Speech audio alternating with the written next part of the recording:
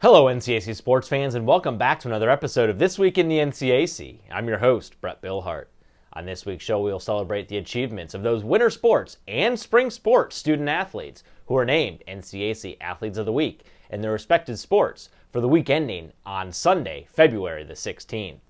We'll open this week's show on the hardwood by celebrating our final NCAC men's and women's basketball Player of the Week selections for the 2013-14 season.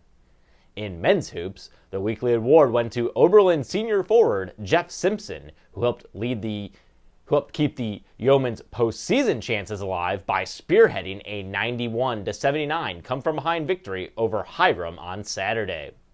Simpson, who is a native of Simsbury, Connecticut, finished 2 points shy of his career high with 33 against Hiram, 22 of which came in the second half. He also made a career-high 14 free throws on 18 attempts in the 12-point win over the Terriers. In 2 games combined on the week, Simpson scored 57 points after shooting 18 of 30 from the field, 2 of 3 from beyond the arc, and a blistering 19 of 23 from the free throw line. And with only 1 week left in the regular season, number 9 Worcester has clinched at least a share of its 16th North Coast men's basketball title after improving to 14-2 against league foes, with a pair of wins last week against Hiram 76-71 and number 15 Wittenberg 60-55. Ohio Wesleyan currently sits alone in second at 12-4.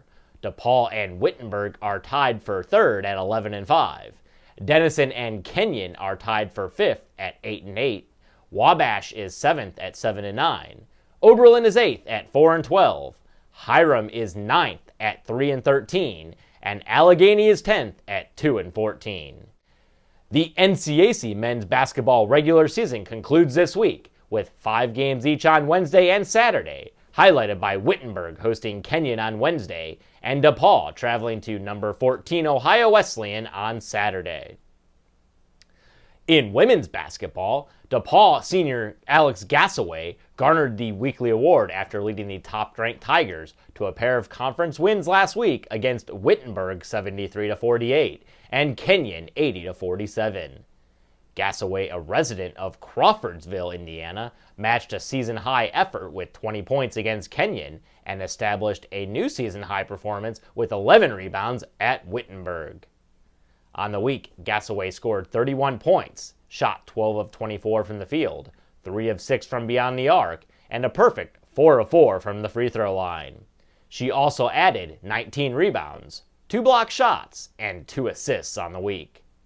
With 1 week left on the women's basketball schedule, DePaul has already clinched the league championship and the number 1 seed in the 2014 NCAC tournament with a 15-0 record against league foes. While Ohio Wesleyan is alone in second at 10-4, Denison is third at 9-5.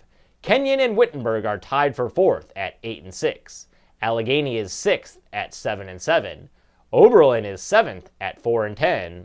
Worcester is 8th at 2-14, and Hiram is in 9th at 1-14.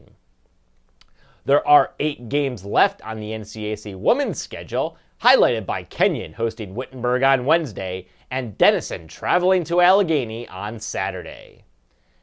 And fans, the 2014 NCAC basketball tournament brackets will be released this Saturday, February 23rd, following the conclusion of all league contests.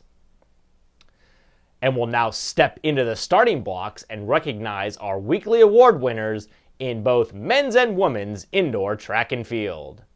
In women's action, the Ohio Wesleyan Battling Bishops swept the weekly awards after finishing 3rd out of 18 teams at the All-Ohio Championships. The award for distance and middle distance events went to senior Caren DeAngelis, who set the school record in the 3,000-meter run.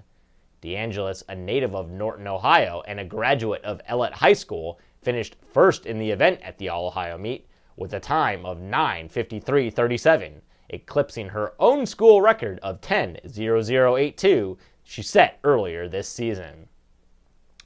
OWU freshman Sierra Wright garnered the weekly award for sprint and hurdle events after anchoring a pair of OWU relay squads. Wright, who resides in Loudonville, Ohio, anchored the winning 4x200-meter relay team that broke the tape in 1:46.92.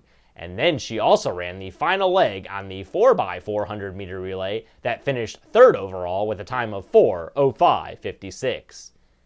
Wright also finished fourth individually in the 400-meter dash with a time of 59.97. And the final women's award for field events went to OWU pole vault standout Sarah Bechtel. Bechtel, who hails from Bellefontaine, Ohio, won the All-Ohio pole vault title with a leap of 11 feet, 3 3/4 inches. And the first men's award for distance and middle distance events went to Wabash Jr. Billy McManus, who set the school record in the 5,000-meter run at Purdue's Fred Wilt Boilermaker Invitational. McManus, who resides in Fort Wayne, Indiana, and is a graduate of Bishop Luers High School, won the event with a time of 14:44.91, topping the former record time of 14:50.79, set by Kevin McCarthy in 2012. And the men's award for sprint and hurdle events went to Wittenberg Jr. Victor Banjo, who broke a pair of school records at the All-Ohio meet. Banjo, a native of Sugar Land, Texas, and a graduate of Stephen F. Austin High School, reset his own school marks in both the 60 and 200-meter dash events, with winning times of 6.85 seconds and 22.15 seconds, respectively. The final men's award for field events also went to a Wittenberg Tiger, as Erin Millsap was bestowed the honor after he broke the school record in the long jump at the All-Ohio meet. The sophomore from Westerville, Ohio, finished second overall in the long jump with a school record leap of 23 feet, 1 3/4 inches. It will be another busy weekend on the NCAC indoor track and field circuit, led by Kenyon hosting a grouping of league squads and other non-conference opponents in Gambier on Saturday for its annual Kenyon College Classic. And ready or not, spring sports fans, it is now time to unveil the first Athlete of the Award recipients for the 2014 season. First, in men's lacrosse, the season kicked off on Saturday, February the 15th, with 15th-ranked Denison topping Mount St. Joseph 29-1, and Kenyon earning a narrow 7-6 win over Albion. KC Jr. Fritz Wayne garnered the first NCAC Men's Lacrosse Player of the Week award after netting a hat trick in the one-goal victory. Wayne, a native of Riverside, Connecticut, and a graduate of Greenwich High School, scored 3 of the Lord's first 4 goals, and also finished the contest with 5 ground balls and 2 caused turnovers. The NCAC men's lacrosse season kicks off in earnest this weekend, as there are 2 games scheduled for Friday and 5 more on Saturday, highlighted by Denison traveling to Lexington, Virginia on Saturday to square off against 14th-ranked Washington and Lee at 1 p.m. And we'll now turn our attention to the courts, where we also recognized the first NCAC men's and women's tennis Player of the Week selections for the 2014 season. The men's award went to Kenyon Jr. Tim Rosensteel, who went undefeated in both singles and doubles in a pair of Lord's wins over Wisconsin Whitewater 7-2 and Earlham 9-0 on Saturday. Rosensteel, an East Windsor, New Jersey native, defeated Whitewater's Byron Balkin 6-3, 3-6, 6-4, and Earlham's Philip Locker 7-5, 6-3 at the number 1 singles position. He then paired with sophomore Sam Geyer for a pair of 8-4 wins in the number 1 doubles position. In women's tennis, the weekly honor went to DePaul Jr. Maggie McPhail, who helped lead the 13th-ranked Tigers to a 6-3 victory over number 12 Washington University on Sunday in Elsa, Illinois. McPhail, who hails from Indianapolis, Indiana, topped the region's 11th-ranked singles player in straight sets 7-5, 6-4, and then teamed with Caroline Emhart for an 8-3 win at number 2 doubles. NCAC tennis action also continues with a packed schedule this week, led by the Kenyon men's team traveling to Case Western Reserve University in Cleveland, Ohio for the ITA National Indoors. And fans, as always, for up-to-date news, stats, and standings from around the North Coast Athletic Conference, you can log on to our website at www.ncacconference.com.